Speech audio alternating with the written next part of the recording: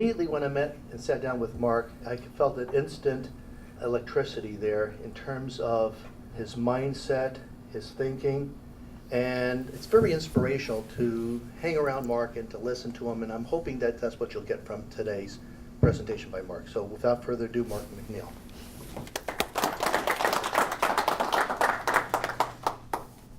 I just stumbled into the room, actually. I'm looking for money advice, pharmaceuticals, real estate, insurance, an internship, tax consulting, leadership, dining facilities management, digital marketing, landlord representation. I love Monopoly. I've been called a mensch, and my wife is hot. So I don't know if I'm in the right room or not, but hopefully I am. So first time I met Mark, he asked me to speak at an HR event. And he didn't give me a lot of details. And so, what I did is I prepared a little bit about how we develop talent at Lassonde Pappas. So Lassonde Pappas, I'll get into it. We have 800 employees. We do about $800 million in sales, and we sell juice. And there was one speaker ahead of me. Do you remember the speaker? Yep, Bill McNabb. Anyone know Bill McNabb? CEO of Vanguard Industries. Okay. So Bill stands up, and his opening line is, and he's a great gentleman. We had a beer after. But I was following Bill McNabb, and his first slide said we have $6.8 trillion assets under management.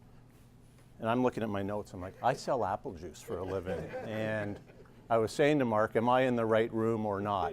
Anyway, we ended up pulling it together, and it worked. So I have probably 25 minutes worth of content, maybe less, and you'll notice my last slide, I'd love questions.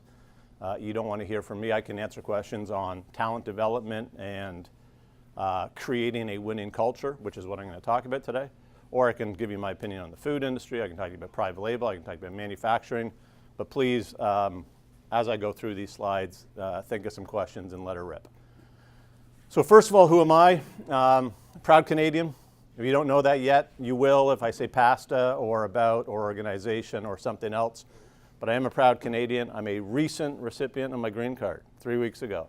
I think for now I'm okay, and I pull into my driveway at night, and every time my garage door opens, I'm happy about it.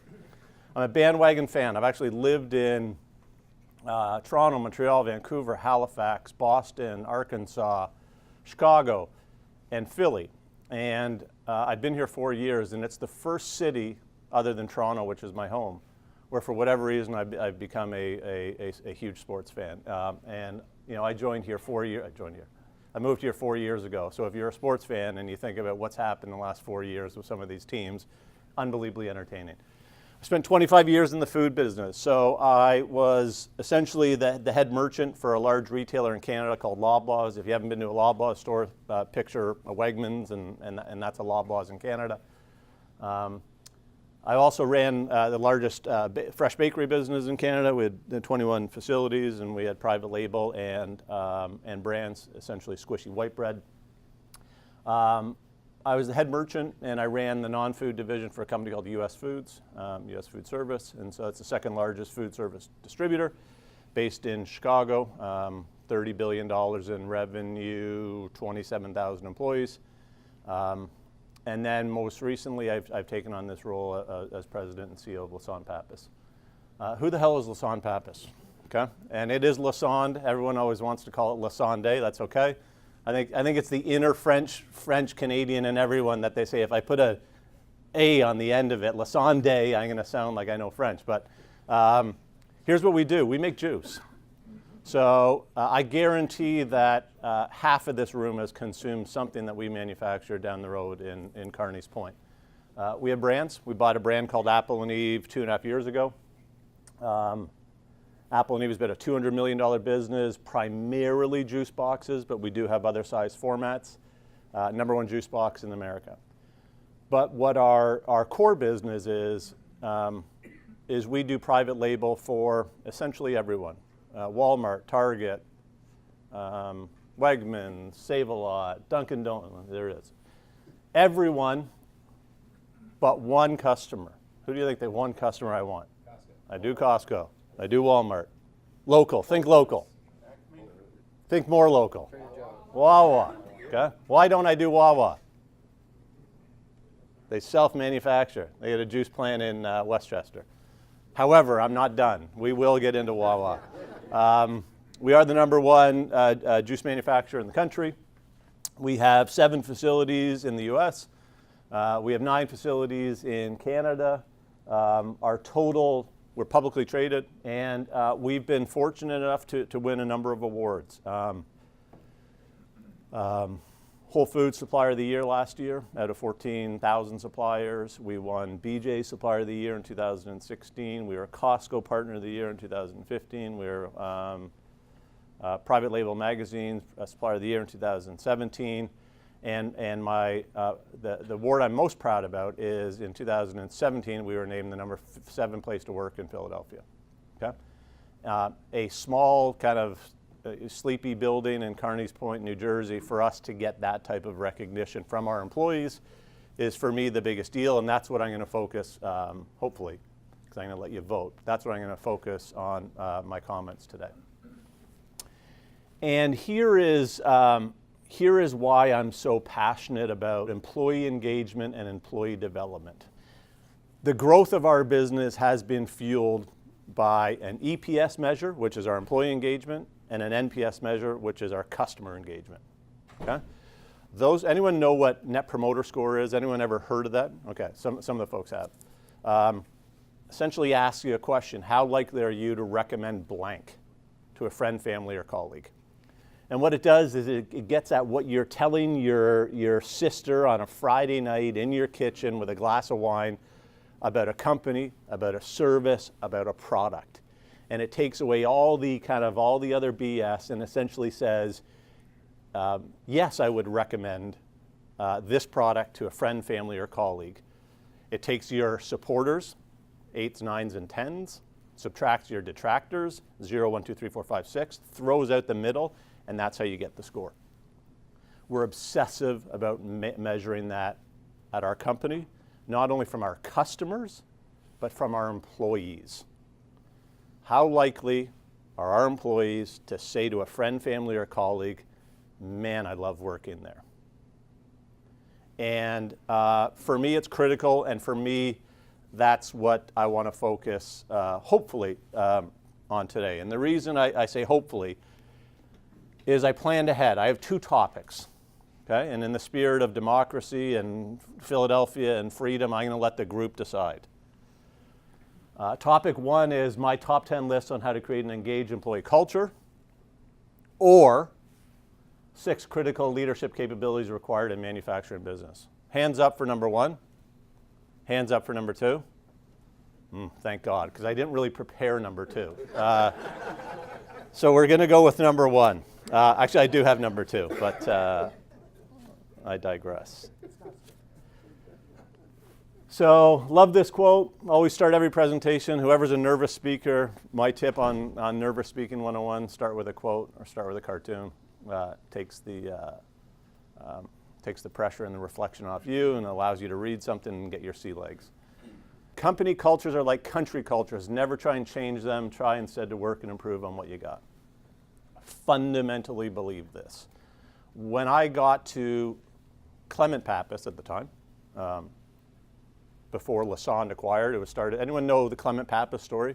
Dean and Peter Pappas, 2 guys from South Jersey, started a canning tomatoes 75 years ago. And second generation, they built this business to about $500 million in revenue, and we bought it from them. Paid them $516 million for their business. There's a moral in this story. There's a story here in the sense that, unfortunately, imagine this, both brothers passed away within 2 years of selling their business. Horrible, horrible, horrible story. But when I was brought in to run the business, I took over what was a family-owned and operated business for 75 years, acquired by a French-Canadian publicly traded branded company. And as you can imagine, the integration in the first 14 months of those two businesses coming together, because Lassonde tried to keep the two sons involved in the business, and it was a bad for starting first year. So I was brought in to try and kind of shape a new direction for the business. And the first thing I did was not try and change the culture, because if you try and change it, you're going to break it. And just kind of work with what we had, because there were some core elements of the business that were unbelievably strong. The entrepreneurial spirit was great. The sense of urgency was great. The passion for product was great. So I didn't come in and try and change all those things. What I did is try and overlay on top of that a little bit more process, a little bit more systems, a little bit more structure from a people standpoint, a little bit more external support, some more foundations, and then you kind of build on those two to try and make a winning culture. So that's what I've done. And again, I think it's worked. So 2017, we were number 7. 2018, we're actually number 16, which I guess is good and bad. It's not better than the previous year, but still really proud that our employees voted and they said this is a really good place to work. And then our employee engagement score. So if you remember that, supporters minus detractors, we never measured it. And then we started measuring it. 2014, the first year I got there, was -1. So for those following at home, the math on that says 25% of our employees gave us an 8, 9, or 10, right? So they're promoters. 26% of our employees gave us a 0, 1, 2, 3, 4, 5, right? This is, again, talking to their sister in the kitchen. We throw out the middle scores, so 25% minus 26%, your score is -1. Not good, not horrible. What do you think American Airlines Net Promoter Score is, from a consumer standpoint? Just think of those math. Think of that math. -47. Whoever said it, right? Well, let's do a short. Who's a promoter of American Airlines? So there's the math. And so it's not an out of 100 scale, but -1 is not good. That essentially means half people liked it. Sorry. A quarter of the people liked it, a quarter of the people hated it, and everyone else is like, you know what, it's a gig, right? It's a job. And that's not good.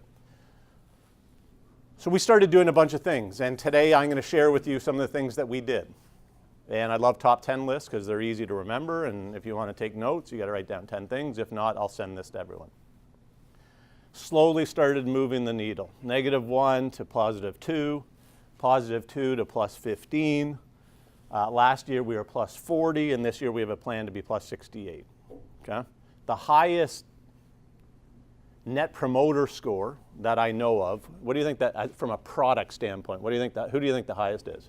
Apple, right? 86. So Apple's Net Promoter Score is 86. And so we're striving to try and start getting that close. So people, employees want to stay engaged, they want to come work here, because guess what? Making apple juice, we're still manufacturers. I noticed when I wrote down my list, I think I'm the only person in here that actually makes something. Is that fair? Who works for a business or who runs a business that actually makes something? What do you make? Rugs? Drugs. Nice. Great. I'd rather be in the drug business than the apple juice business, trust me. What do you make? You make content? Well, yeah. Yeah, see, this is where millennials try and stretch it to say they make something, they're making content. No. We got plants that are running things that people are consuming. I'm just kidding. So we actually make something, and so we need to try really hard to try and get talent to want to come into the food. And it's not just here. The food business, when I was coming out of school, was the job. A brand manager with Kraft or Frito-Lay or Coca-Cola was the job to get, not any longer, and we got to work hard to attract talent. So here's my top 10 list, and these are in no order. And my hope is that everyone gets, whenever I give a speech or speak, my hope is that everyone walks away with 1 or 2 things. That's it. So number 10, I'm obsessive about this. Okay. Key results. So every year we identify 5 or 6 key results that we want to achieve as a business. This year, because this is our 2018 objectives, we have 5. We want to increase our brand share from 4.8% to 6.8%. We want to grow our employee engagement score from 40 to 68. We want to grow our core volume by 4.3%. We want to increase our EBITDA by 6.1% or 32. We want to repay our debt to down by $38 million. And we want 10% of our sales growth to come from innovation. Okay? That's all we want to do. Nothing else.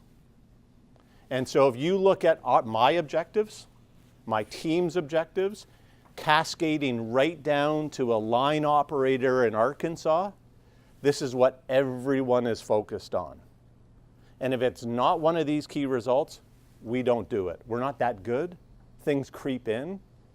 But you identify 4 or 5 key results, and then you mercilessly pound them home. If you go on our website internally, it's the first screen you see. If you walk into any of our buildings, including our plants, you'll see the slide with the numbers attached to it. Everyone's performance review cascades down from one of these key results. How many of you know your business is 5 key results with the metrics for 2018? That you could give an elevator speech to say, here is what we're going to do in 2018.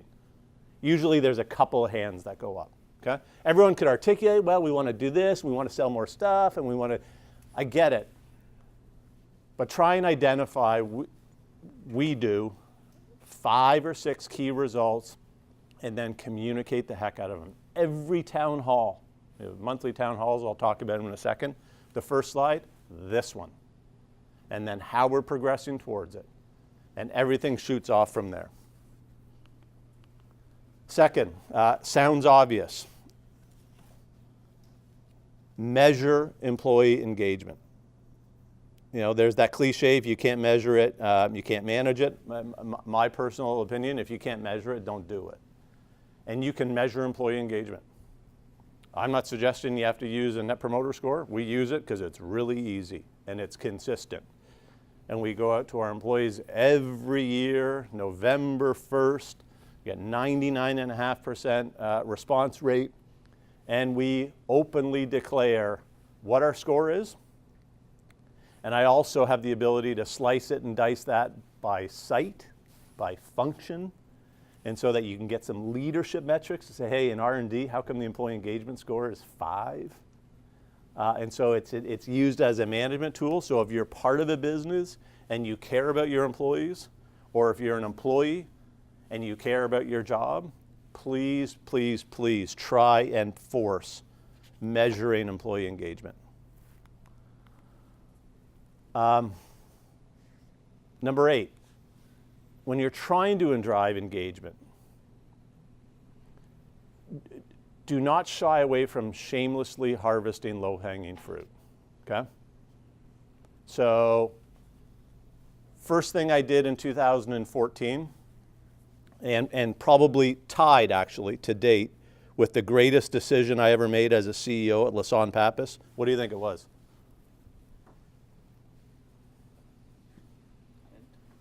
Hint? It involves pants.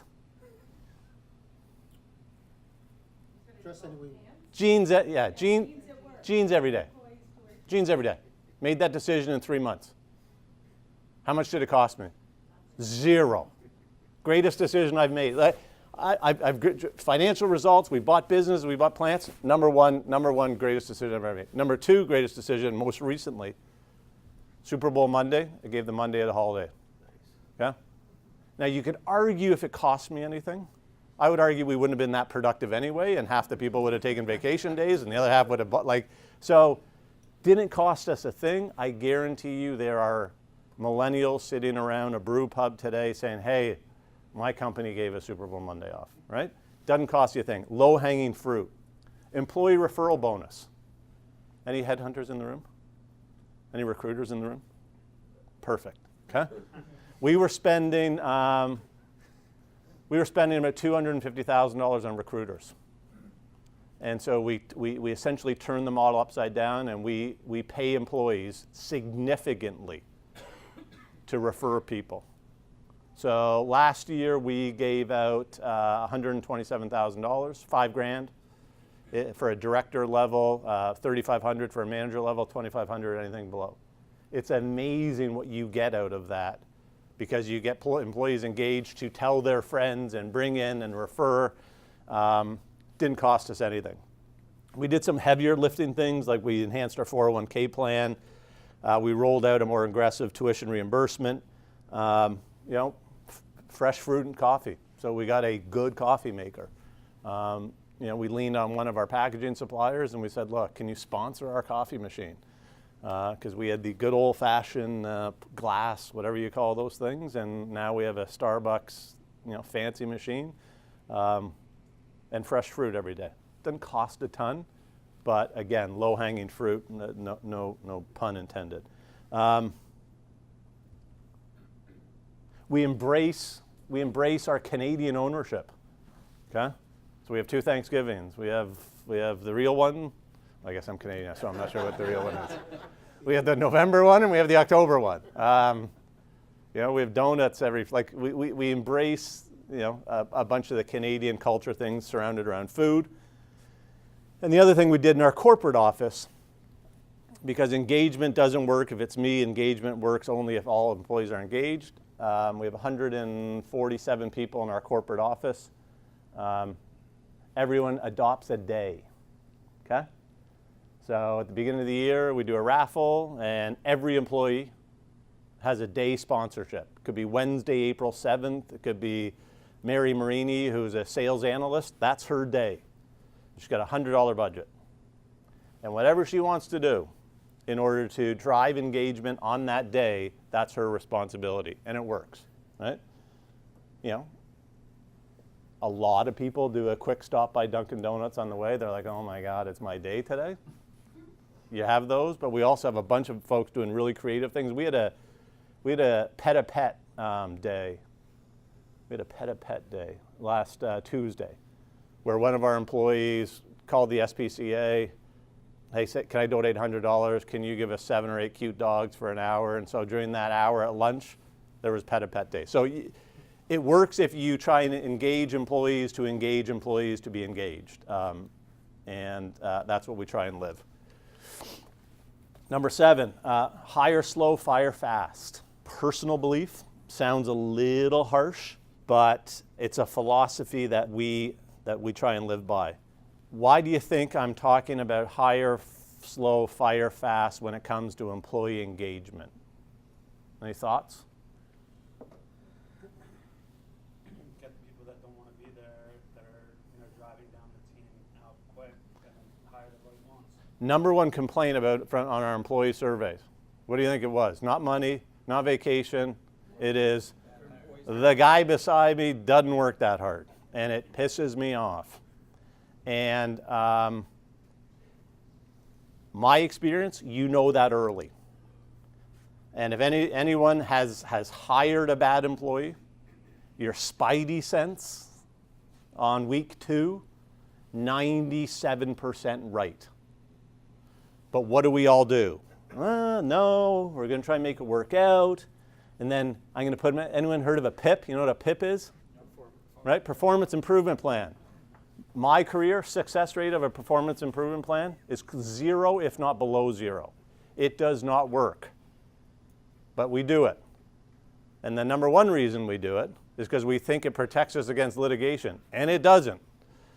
If someone's going to sue you because you've terminated them, whether or not you put them on a 30-day, hey, Bill, you really need to do better, it provides you no coverage, and it just sucks the resources and energy out of a business.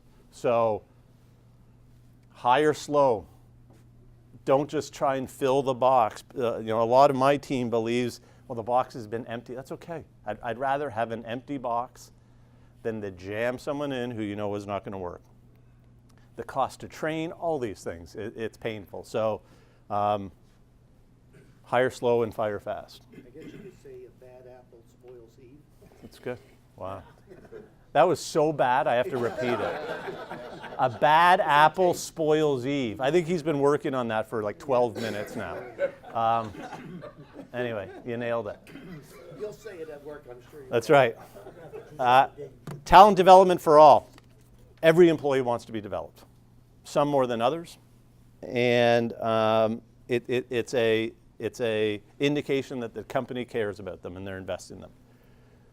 We launched something called Juiced, Juiced, in 2014, which essentially is our branding for everyone's employee development plan. The J stands for judgment, utilization, insight, communication, education, discipline. And across each of those letters, there's a bunch of things that we believe are generic enough that all employees can gravitate to 2, 3, or 4 of those things and feel better about themselves. We hired a full-time talent development employee, and it's good for retention, it's great for business. So every employee at Lassonde Pappas has a 1-page juice plan. And that juice plan essentially has 3 or 4 things that employee is going to do in 2018 to try and make them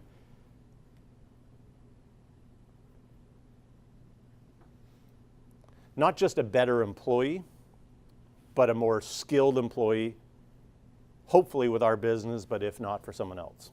Okay? And you have to that's a tough thing to acknowledge, but the math suggests that, depending on what turnover rate you want to use, you're going to lose 15% of your employees.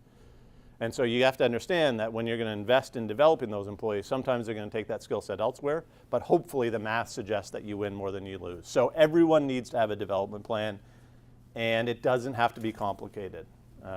Right? We use 70-20-10, 70% of the plan on the job stuff, right? You don't need to create content. There's enough content in your businesses, in our business, that on the job training is actually the most productive.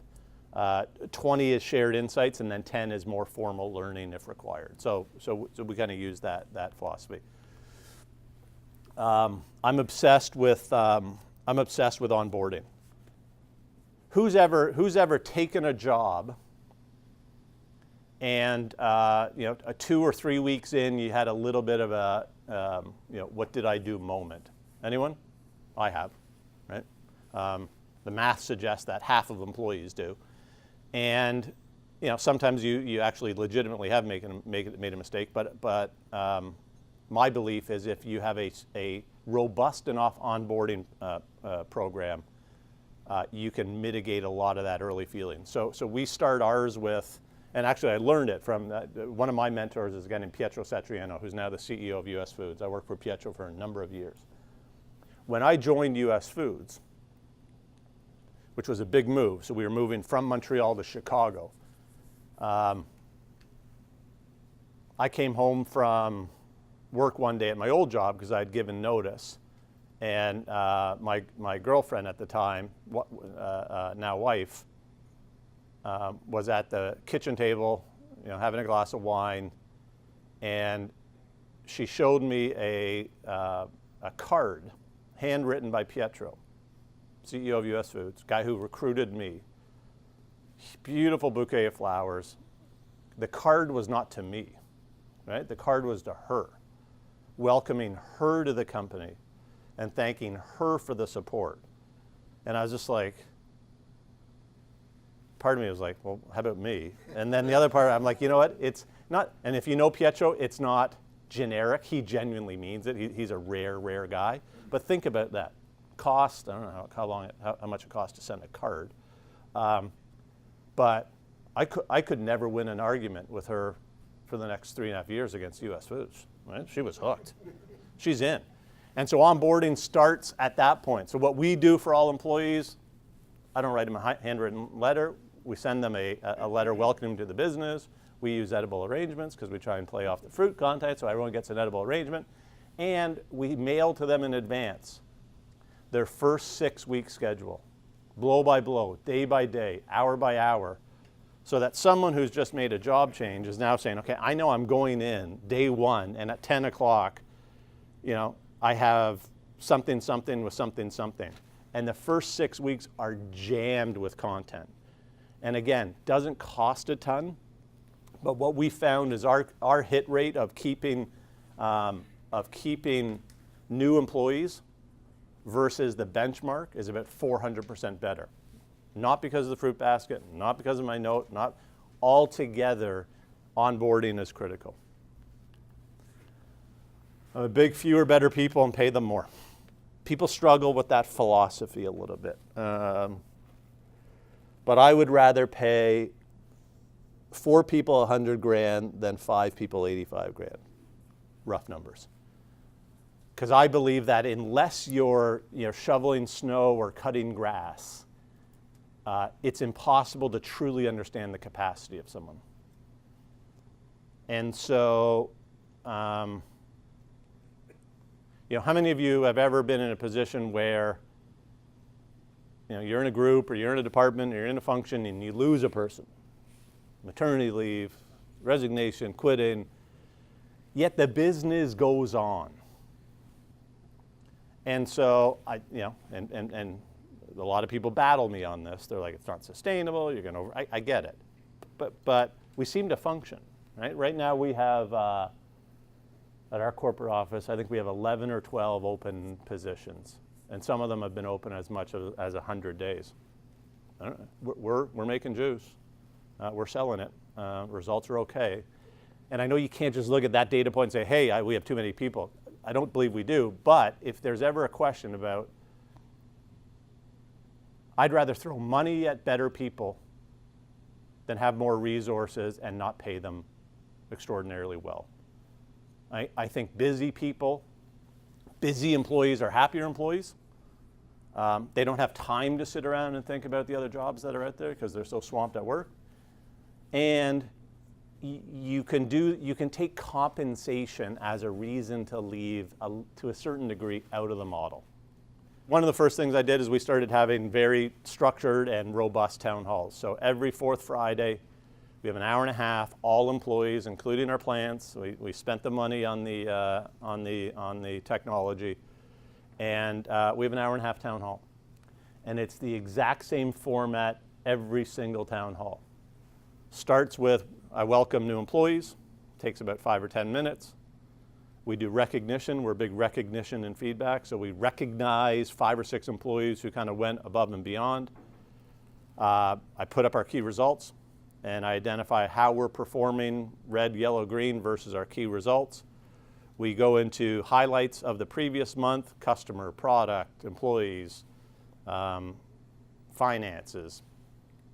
Then we have a customer come in, okay? So we ask a customer to either present live or on the phone.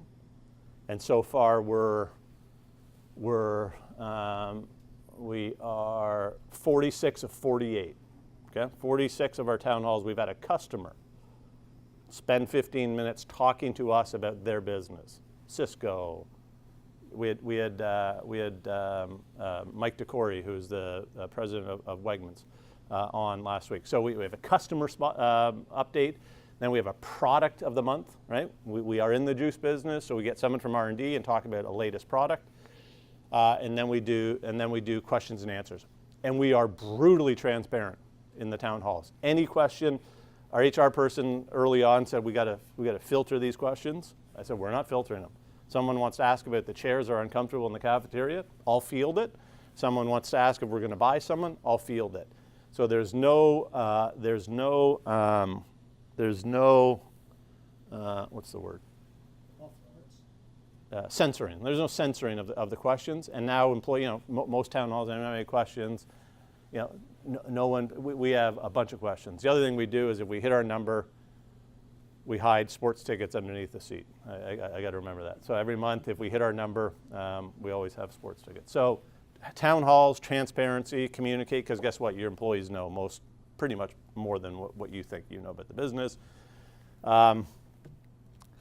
Never forget people work for people. So there was just a recent, Monster.com just did a survey. What % of people do you think leave companies because of their manager? Thoughts, anyone? We have 100 here. 78%, right? 78%, and it's probably low, right? I think the other 20 are afraid that the company's watching Monster to see if they're gonna, stab their boss in the back. It's a lot. My gut tells me it's at least 7 out of 10. And as a CEO, it's the toughest thing to manage because I can manage how I treat my team, but having how my team treats their employees and how their employees treat their employees, it's hard to measure. It's hard to manage. And so one of the ways that we try and get at it is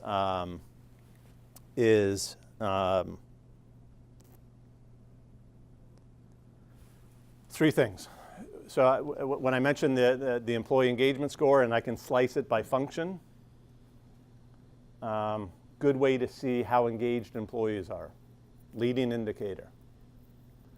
Second thing is we take exit interviews very seriously, okay? And a lot of companies don't. And a lot of companies look at exit interviews and, oh, they're just bitter. And we spend a lot of time on exit interviews. And I encourage and mandate not only 1-over-1, we do one-on-ones, we're a big one-on-one group. So with my direct team, I have a one-on-one every 2 weeks, an hour. We talk about people, tactical decisions, and the key results. I have a skip a level one-on-one every month. So I have my manager skip a level. So you can kind of dig deeper into the organization if you kind of structure one-on-ones like that.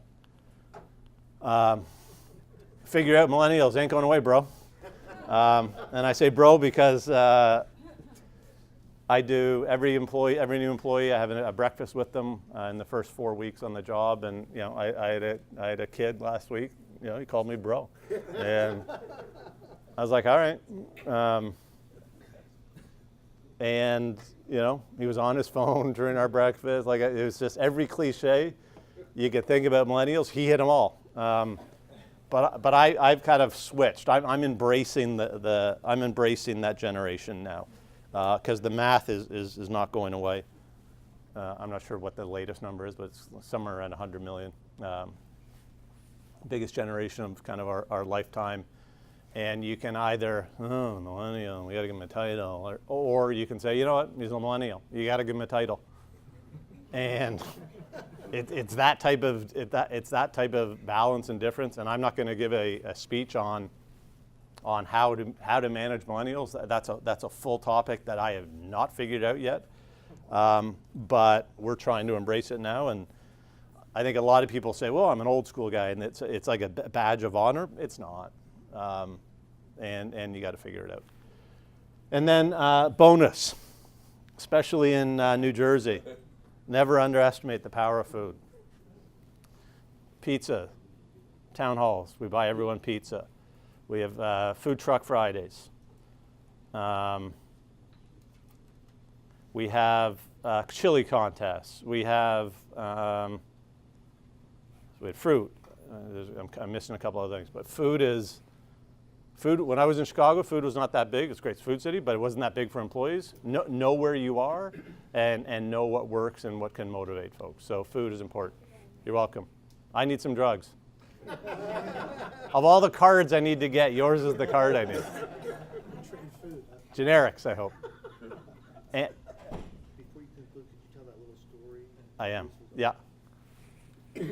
Mark loves to do my presentations for me. So before I get to questions, Mark wants me to tell a story. And so the story I tell is that when I joined US Foods, US Foods was starting a huge transformation from a delivery company to a food company. And if you've seen the white trucks now and keeping kitchens cooking and kind of peeking behind the kitchen, that was the kickoff of a transformation of taking US Foods from a distribution company, how cheap can you get French fries from point A to point B, to a value-added food consulting company. And so essentially a whole new management team, whole new leadership team. And at one of the early team kickoffs with our CEO, there was a round table with the 7 leadership team members, and I was number 5 in the spot. And he goes, I want you to go around the room, go around the table and say, what is your number 1 biggest accomplishment, not in life, but as a business professional? You know, I'm sure you're a great father, but tell me about what you've accomplished from a business standpoint. And so I was number 4 or 5, so I had time to think. And I had just come from the manufacturing business. I was in the bread business. A long story short, I was able to secure, after 3 years of hard selling, checking all the boxes, relationship building, innovation, price competitiveness, service, I was able to get 8 feet of our bread into Walmart. It's a big deal. So I'm ready. I'm gonna wow everyone at the table.